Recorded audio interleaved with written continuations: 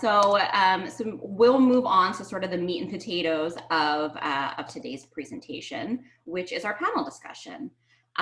So here to talk to us about cyber threats on the horizon, specific to COVID-19, but some, not so specific, just exacerbated by COVID-19. We have Nicole O'Hara, who is an associate at Saul, Ewing, Arnstein, and Lehr.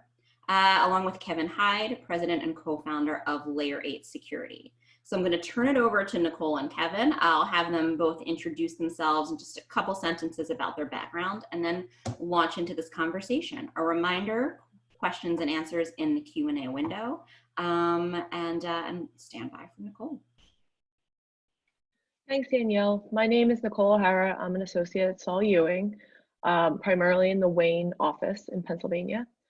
I am in the cybersecurity group and intellectual property and business groups. So a lot of what we're going to be talking about today is implicated by what I do on a daily basis. And I think, like a lot of you, a lot of our issues and problems that we face on a daily basis have just been heightened by recent events and our new normal. Yeah, good morning, everybody.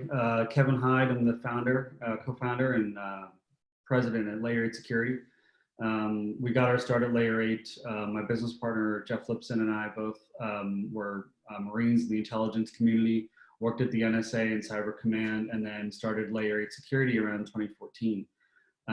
We've been working with organizations doing a variety of services. We're not a product or a piece of hardware or a SaaS product. We are a cybersecurity services firm focusing on data privacy and cybersecurity solutions. We do a lot of forensics. We do a lot of security monitoring. We protect companies from threats. We help them do the programs, the policies, the procedures. So we're really integrated with the companies of every vertical out there in the Philadelphia region, where we're headquartered in Malvern. Basically, a lot of life sciences, healthcare, financial services, law firms, et cetera. So we're seeing attacks and seeing defenses, seeing what works, seeing what doesn't, and happy to share all that with you guys.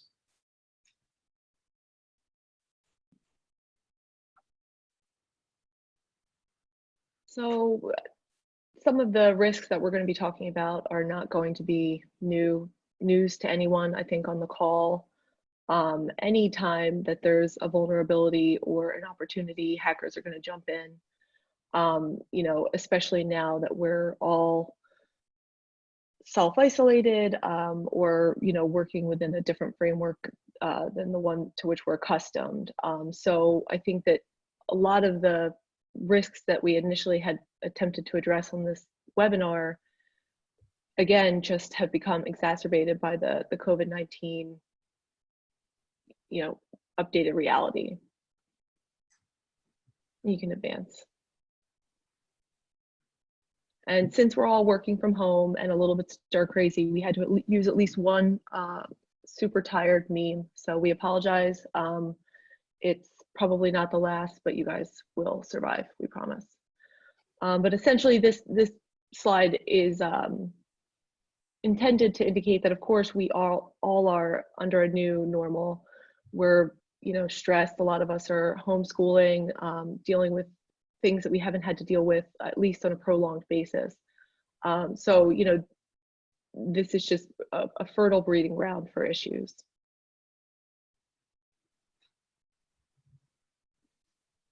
Similarly, all of the governmental responses to the COVID-19 health crisis have opened us up to additional remedies, things our businesses need to take advantage of, or individually we need to take advantage of, and they just create phishing, whaling, and scamming opportunities at every turn.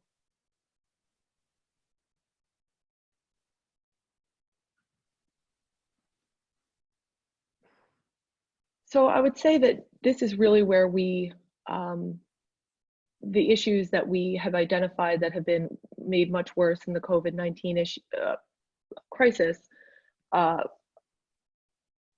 things that we need to deal with in the future. The fact that we have so much innovation and increased interconnectedness is great, and we can do so much from home. But I would say that the fact that we have all of these different solutions and remedies and opportunities opens us up and our employees up and our customers and partners up to increased risks. Kevin, did you want to comment on this? I did, yeah. So the harsh reality is, it was back in January when we started seeing the first fake COVID-19 coronavirus heat balloon maps. Before it was really registering on the radar at the US. I mean, we knew it was happening. It was more like China's problem and another continent. So it happened right early on. So the guy in the tree. I mean, that's unfortunately exactly how it looks too. Cyber criminals are very, very opportunistic. The threat is very sophisticated. They run themselves like companies. Like, they have stated, processes and policies that they follow. They review the news, they review social behaviors. What do they think is going to be more likely to be impactful? So the reality is this started very early on, and it's just gotten more and more mature. Here we are now in April, and every government, every state, if you got an email from Governor Wolf, you'd be like, oh yeah, that makes sense, because I'm getting these emails from the state.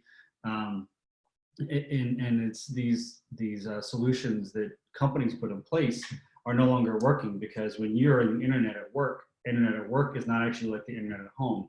To you, it looks the same, but to the company, they've got a whole different LAN set up. They've got a WAN set up. They've got different types of connectivity going on. They've got filters. They've got firewalls. You don't have that at home, but to you, you're working the same as you always do, but your defenses are not in place, and most people don't even know that.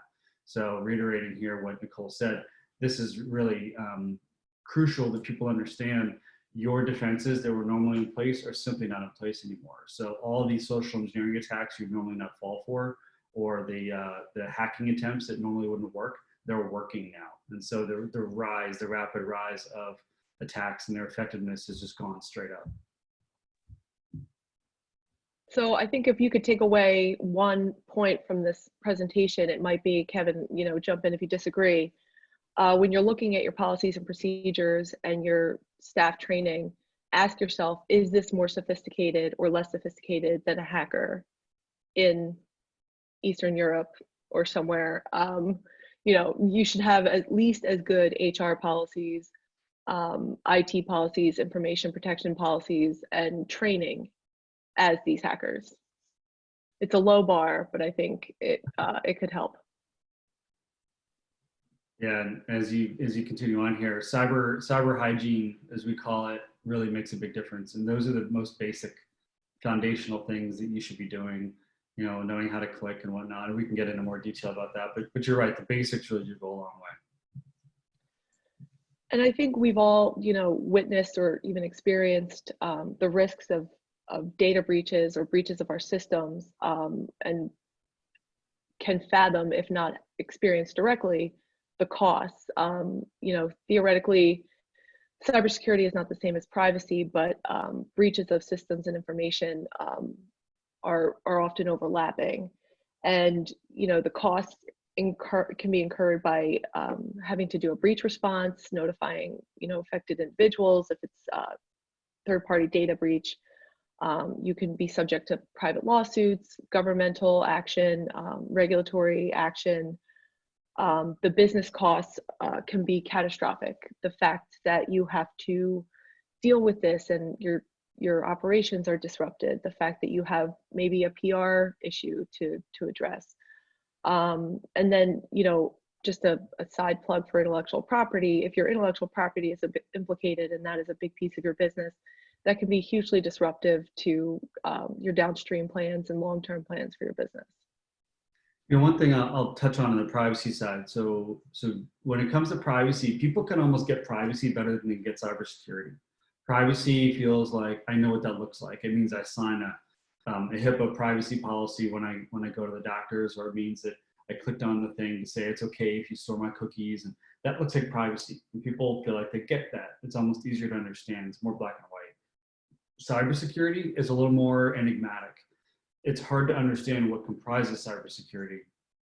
And when you have data privacy as a major concern, the privacy concerns that are tied to regulations, state, federal, European regulations, those privacy regulations, they are easier to break when you are suddenly non-compliant with the privacy. So part of the reason why, and this is sort of backing up pre-COVID-19 concerns, cybersecurity and data privacy are very synonymous. You know, you can't have one without the other, but like this says, they're not the same. But compliance with cybersecurity regulations and compliance with privacy regulations has not gone away. And complying with these things in this world now that we are remote, back into April and dealing with COVID-19 pandemic, now that we are in this world, it's becoming a lot more challenging to actually comply with these things. So, you know, and yet the things haven't gone away. Now they are reducing a bit of their enforcement, but that doesn't mean that the concern is just now out the window either.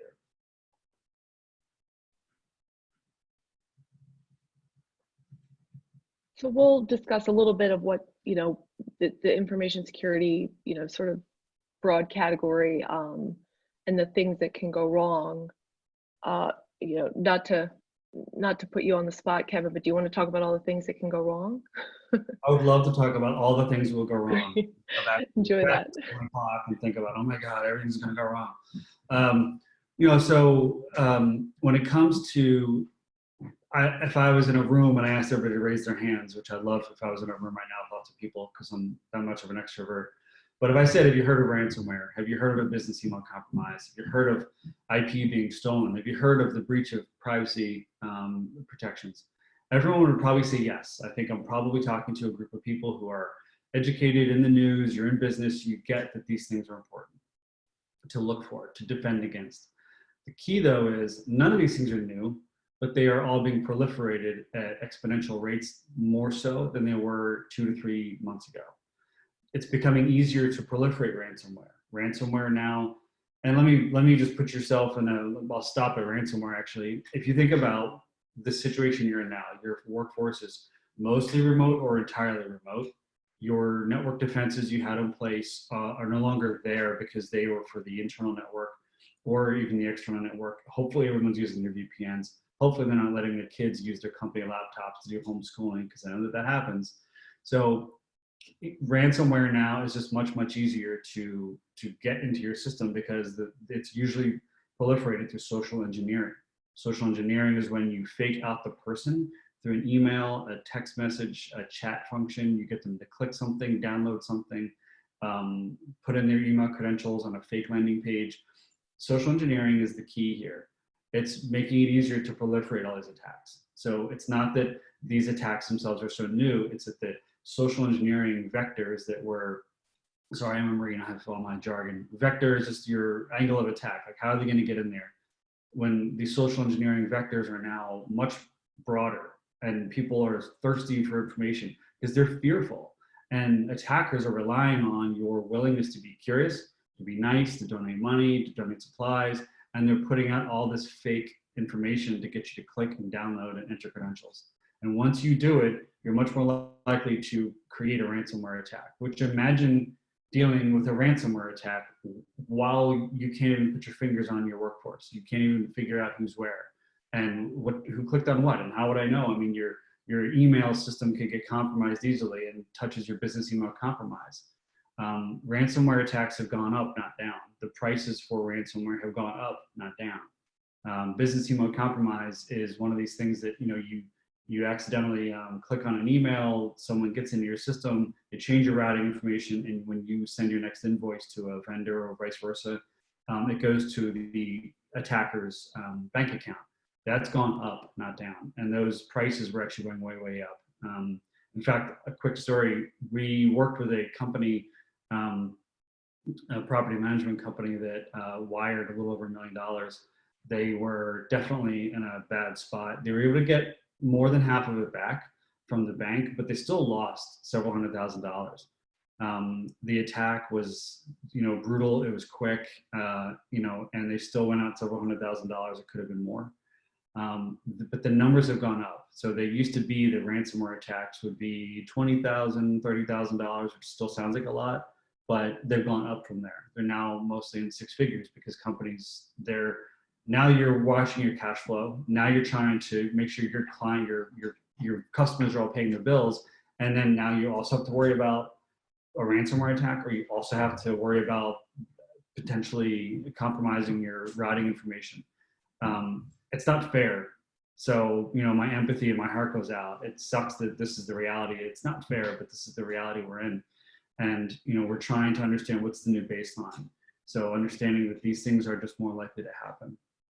I know I just said a lot, so I'll stop and let Nicole take it. Yeah, it's a lot to swallow, and I think it gets into the next slide too with overlapping privacy risks, and some of them can even be low tech, like the loss of hard copy files. Alexa, if people have Alexas at home, especially for our lawyers, you know, people don't necessarily think about their new, you know, 40-hour work week at home as opposed to maybe a day or two that they might have been doing previously. You know, or even just our family members who may be hearing things that, you know, we can trust them that they don't care, but still we should not be exposing confidential information to third parties who don't need it to perform whatever service we're performing. And all of these things that I think, you know, as Kevin alluded to, where we tend to be very aware of, extends down through our organizations with our groups, you know, even within, you know, nonprofit groups that you might be involved in. The big piece is really training and awareness, especially for, you know, these high level cybersecurity risks and, you know, low tech issues that can be encountered. You know, one thing I'll touch on for the particularly the electronic protected health information, EPHI. One of the things about EPHI is knowing where it is sort of the family. It's like the golden jewels. It's the, you know, of any organization. If you can find it, it's valuable to any kind of attacker. The part of the reality I'll paint is that a lot of times these attacks happen by a criminal hacking group, and they don't know what data they're going for yet. They just know that they found a network. They don't know whose it is yet. Then they do the research, they back their way into it, and they figure out, oh, okay, this is a healthcare provider or an insurance brokerage or, you know, a law firm somewhere, wherever it is. They found a little window into this network, and now they're going to try to exploit once they realize there might be more valuable data in there. In your corporate setting, your IT team has hopefully done the work that can be done by many to figure out how to cordon that off, how to keep it separate, how to protect it, how to make sure that people don't have access to it. At this point, now that we're all very cloud-based, if the company didn't have a disaster recovery or business continuity plan, where these plans were put in place suddenly, the reality is now that data is much more likely to live on people's laptops, maybe a USB stick, or maybe on somebody's home computer. And once you've now taken what should be controlled data, like HIPAA regulated data, like electronic protected health information, once you take that onto your laptop, you've now compromised the compliance, you've compromised the security and privacy of that data. So the likelihood of there being, you know, enforcement actions later on, if that's found out, is high. If criminal groups figure it out later, it's also very high. So if you look at these bullets here, losing hard copy files, you know, conference calls that are recorded or voicemails that are recorded and then compromised, that's a big risk. And one of the things about privacy and security is healthcare companies started years ago signing business associate agreements. The business associate agreements are definitely a concern about, you know, if you sign it, you're giving yourself the liability of holding this data. Companies really should be evaluating right now for the temporary time frame that we're in, what kind of liability are you signed up for, and where are your breaches or where are your risks most likely to occur? So as you're thinking about for yourself personally in your home, your workforce, but also with the umbrella of your organization, what concerns should your organization have? And where are the areas of compromise that exist now and they didn't a month ago? So it's not a happy news story on that side of things, but it's a reality I just don't want to step over. Yeah, that's a great point, Kevin. I think an important piece of this, and we'll get a little bit more into this as well in a few minutes, are the remedies that you can pursue to address, at least immediate and emergent issues, and then also, think about long term. Ideally, a lot of these issues and policies would have been addressed within your organization, but it is important to, I think, review your risks, triage, and then address with some, at least with some sense of priority in terms of where your big risks may lie. I think PHI is an excellent example. Any financial information of any third party, especially individuals, is very important. Getting a sense of whether your website is vulnerable, how your login procedure operates. Wherever you think you may be most vulnerable is a good place to start, especially if you haven't thought a lot about this before. The new normal under which we're all living. One thing that people, I was going to say about the financial data, people don't think their financial data is oftentimes as insecure as it is. One of the things I'll just touch on here is there's a theme that we preach a lot called a layered defense, or defense in depth. Having a layered defense is crucial for any organization. You never know quite at what level your defenses will fail. Eventually they will fail, unfortunately. It could be at your firewall level. It could be at a web filter. It could be your email filters. It could be your spam filters. It could be maybe you don't have multi-factor authentication. You have weak passwords. Maybe you have a workforce that's not trained to identify your basic cyber threats. So it could be at the hardware level, the software level. It could be your policies. That's really the hard part. So when it comes down to a lot of companies, they risk their financial data and they risk their customer lists. Those are the things that cause reputational damage more so than just simply monetary damage. Loss of those things can be devastating, and it's the reputation that really counts. So taking extra cyber precautions in addition to how to best get the job done. Unfortunately, it just means you have to do more work right now, but that's sort of one of those keys though. Training your people and making sure that you're putting in line some cyber defenses all along the business. Yeah, so we do have a slide on threats on the horizon. They're the Internet of Things, smart connected,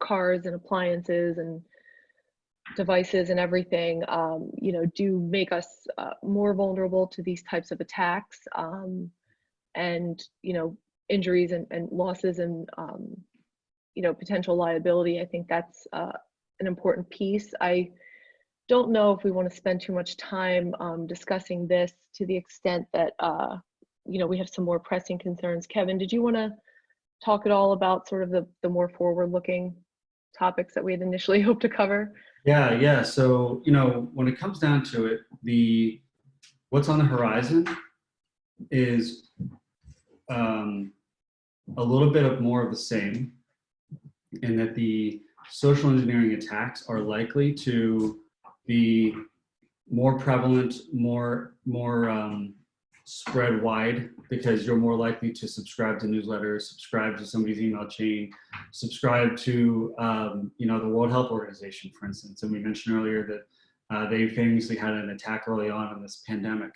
And somebody impersonating their website, somebody impersonating their newsletter, they are more likely to create these information operations campaigns to provide misinformation.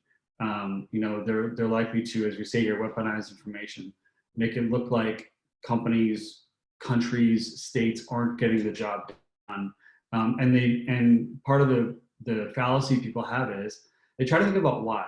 Well, why would the attackers do that? Well, why would a nation state do that? Because everybody's vulnerable and they want to take advantage of that. They just want to watch the world burn. And unfortunately, that's the way a lot of these groups operate. It's not necessarily just for financial gain. It's also for the fact that they can, and they want to cause disruption.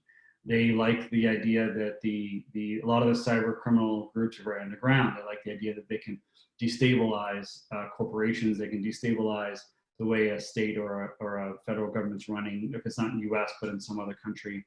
So these things are very possible. You know, we say here kinetic consequences like personal injury, property damage, environmental harm.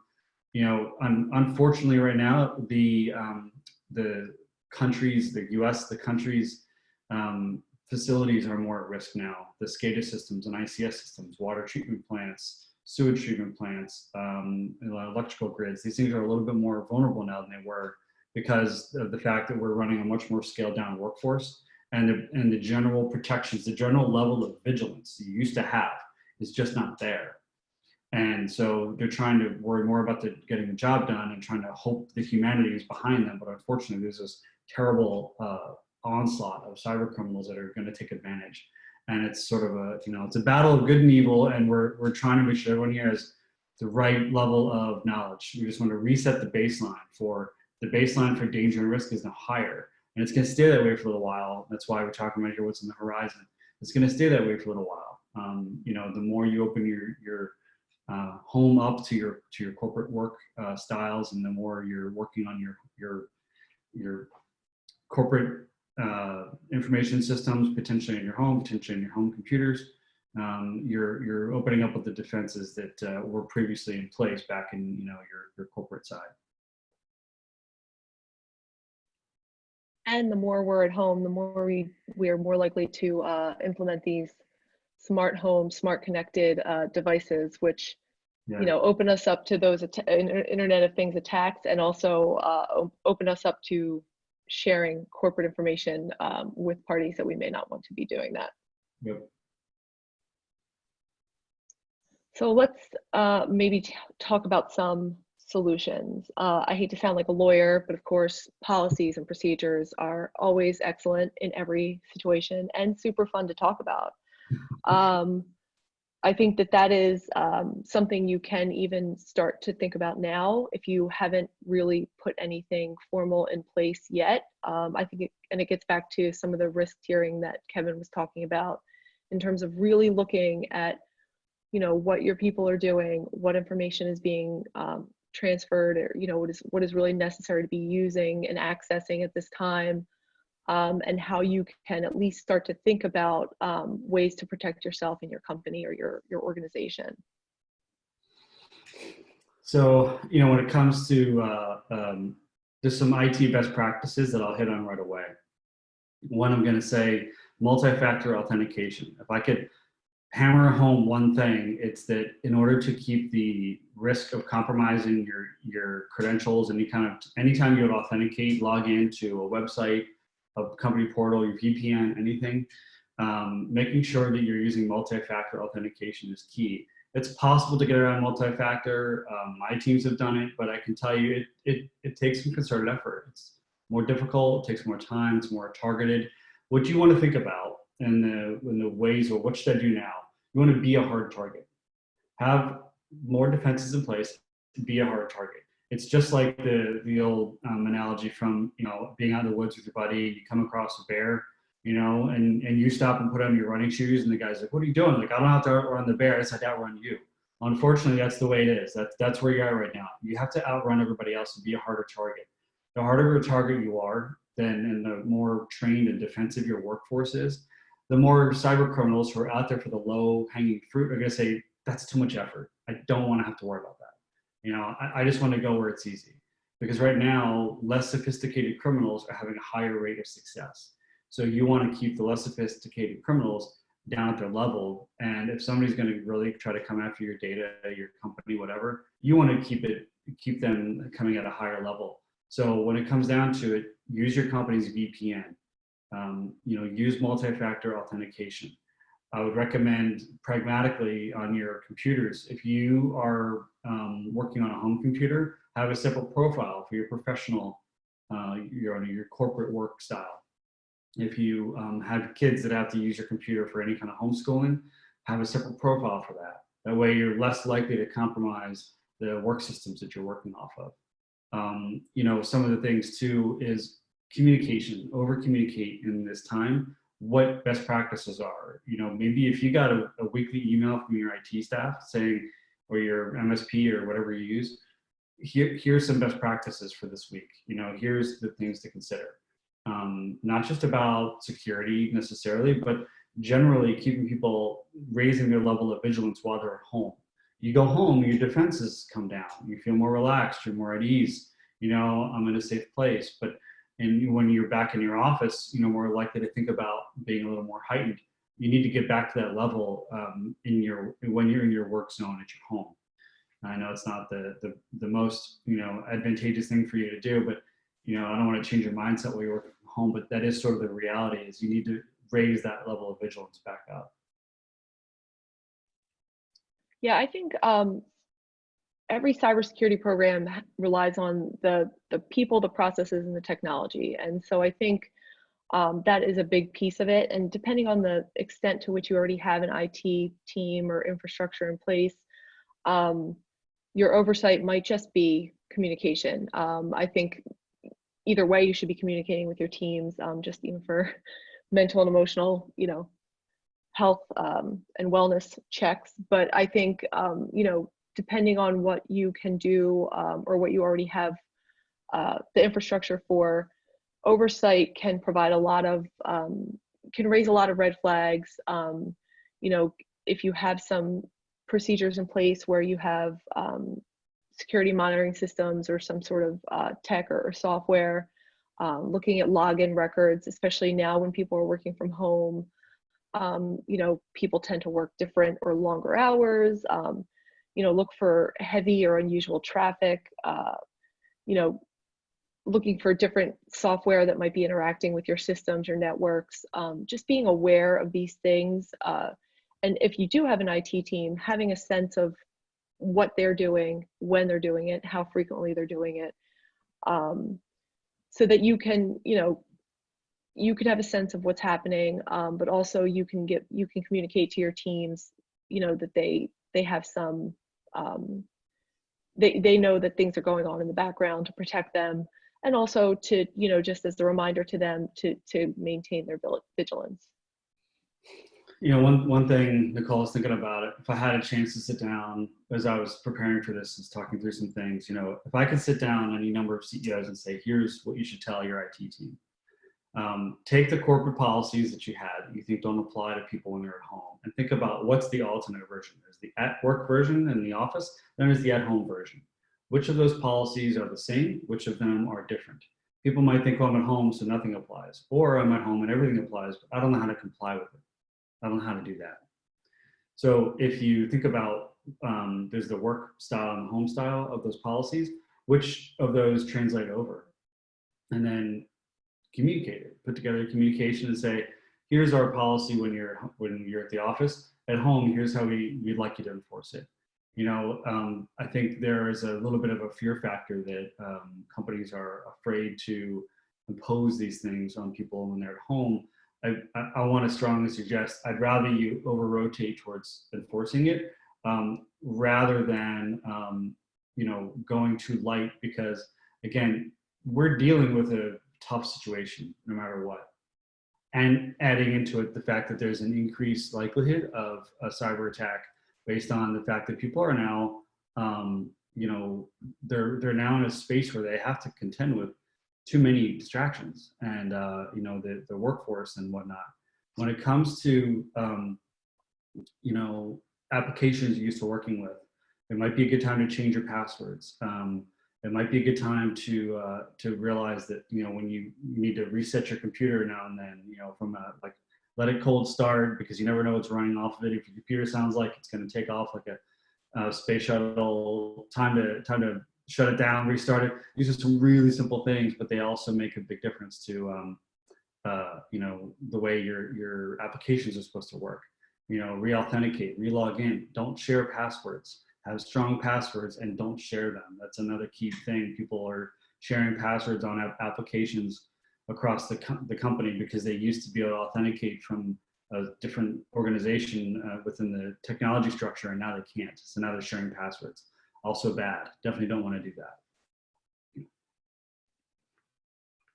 And then, you know, if you are changing all your passwords before you decide to do the push-up challenge or the plank challenge or whatever else, you know, take some time to do a data inventory if that's not part of your, you know, routine business practices or your IT team's, you know, strategic plan.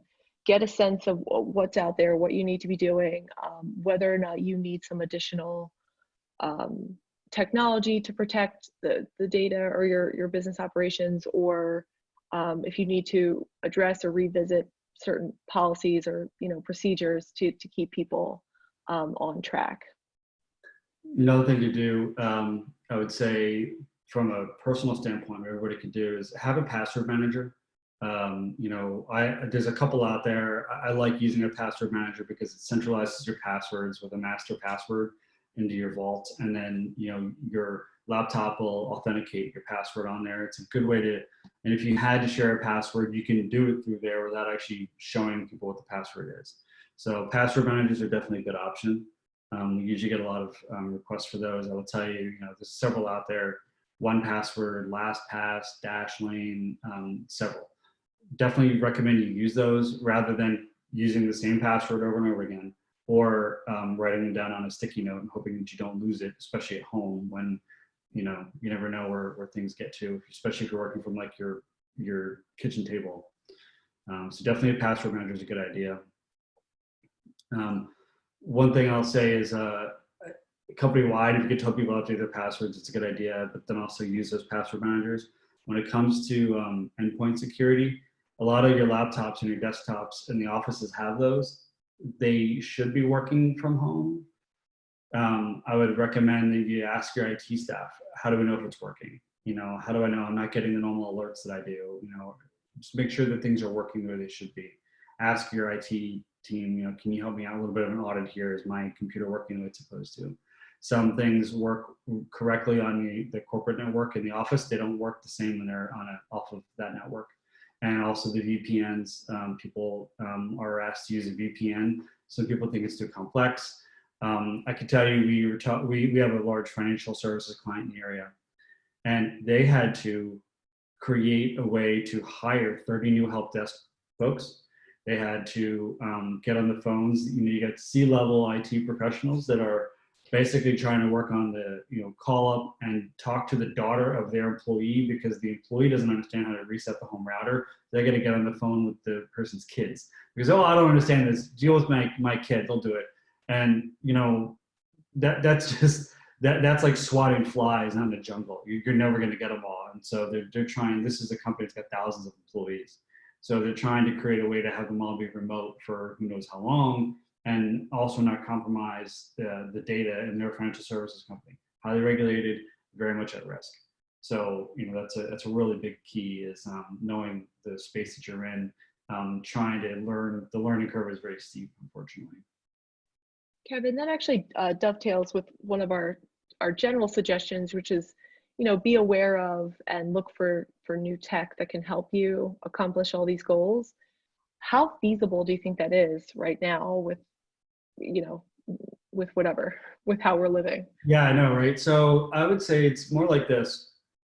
We both alluded to it early on. There's the baseline for where you were at. Then there's COVID-19 pandemic strikes, and now the baseline for where people are operating has dropped.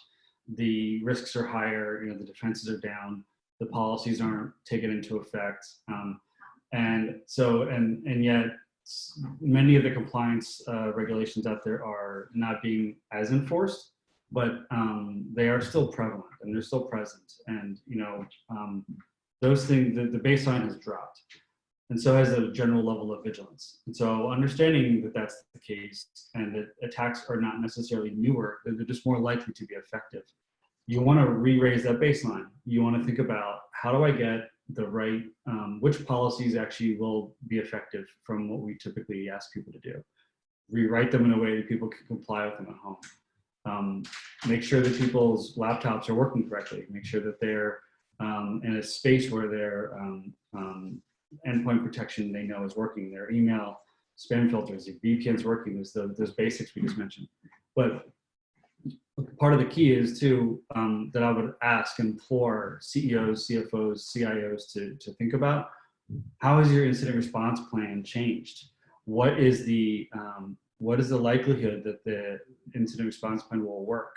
Now might not seem like the time to do a tabletop walkthrough, but it actually is. Because if you look at the idea that, well, what if we had a business email compromise? How would we know? What if we had a ransomware attack? What would we do? What if files were corrupted or a website was defaced? What would we do? How do we handle that in a remote capacity? That's the thing that people are concerned about. But instead of, they're worried about the business, which they should be. But the business, are you making sales or delivering your product and your service is relevant. But also, can you deal with an attack?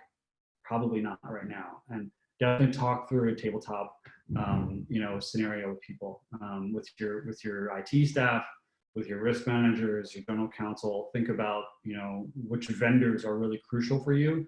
And if they go down, then what happens? That's something we barely even talked about, is your vendor and your supply chain. Which vendors are crucial for your business operations. If they go out of business, and are they a part of your security or privacy plan? What considerations are those? And so we say a well-grooved incident response plan. And then, I think that's one of the keys here, is making sure that, we can sustain this for the next month or 2 or 3, or whatever the time frame is. Yeah, so just quickly again, if anybody has any questions, please put it in the Q&A chat box. We are checking that throughout. And I did just want to quickly touch base, because I think we both identified this as something that would be important, is the incident response plan, disaster recovery plan, and business continuity plans. Either starting to think about one now, if you don't have that, and establishing relationships with, a legal, either a law firm, or, getting your general counsel well connected. And potentially, if you're thinking about insurance options, forensic people. And I think that we both thought it would be a great time to either establish or revisit your business continuity plan. Did you want to just give a quick summary of what that entails, and what people should be thinking about? So, the first thing about any kind of incident response or business continuity plan or disaster recovery plan is, what's the communication chain look like? Now that people are working expressly from home, for the most part, have the communication channels been reimagined? Does everyone has a cell phone and a home phone, as opposed to the office line and a cell phone? Or how are you going to get in communication with the people you need? And then the other key, one of the other several keys is, what is the likelihood that something is going to happen, and what's the probability of the impact, and how effective will the impact be? Analyzing that now when you are in a very remote situation, and then putting in place the provisions that matter to you.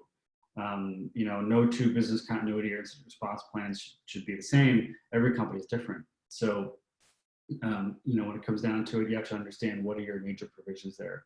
And then, if you are looking for certain behaviors to come from your people, have you trained them? Do they know what to expect? Do they know what's expected of them? Do they know what's expected of those around them? Those are really some of the key tenets for any kind of incident response or disaster recovery plan. You want to make sure that people understand that. And if they at least have the basic foundations of that, and the conversation has at least been had, you are at least a step ahead. And so those are the things that I would recommend.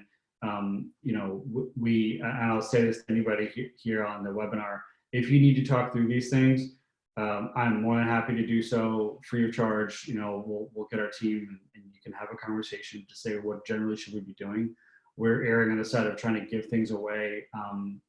This is all just meant to bring value and information. As much as we can do that for you, happy to do so. You can get in contact with us. But talking through these things, just even at a 20, 30-minute level, is really helpful. So just think through what it is you should be executing on. Yeah, that's a great point, Kevin. I'd say, even as a lawyer, I'd rather just do the preventative stuff up front and not have to deal with the fallout. It's never fun, and it's always, a costly endeavor.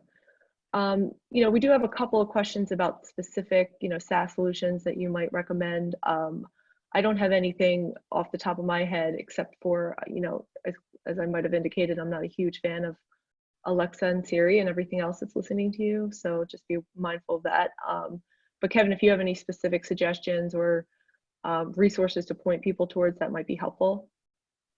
Well, when it comes to SAS solutions, there's a lot, that's a huge topic area, but Specifically for remote access, I guess, to systems and networks. yeah, so what I would say is this: you definitely want to have a VPN solution in place. You definitely want to be connecting to your home, to your work network in a secure fashion. The one thing I'll say, the blanket statement across all SaaS solutions when it comes to security, make sure you are using a paid version. Even if you're using the free version of a paid version, don't use a tool that is always free. You get what you pay for.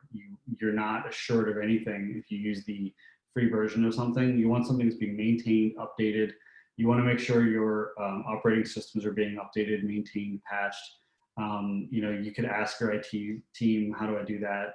There are SaaS products that do that for you, patch management type things. Those aren't for, I wouldn't recommend that you implement those personally on your work laptops and whatnot. That's still up to your IT team to help direct that action. So make sure that you're just thinking in lines of where is the data, where is it at risk, where is it secure, who has access to it. And that's just for you to think about at home, and then any questions you have. And if you're not able to answer those questions, you definitely want to be talking to your IT team. Agreed. Thanks, Kevin. Yeah. Okay, so in order to keep us from going over, I want to turn it back over to Danielle.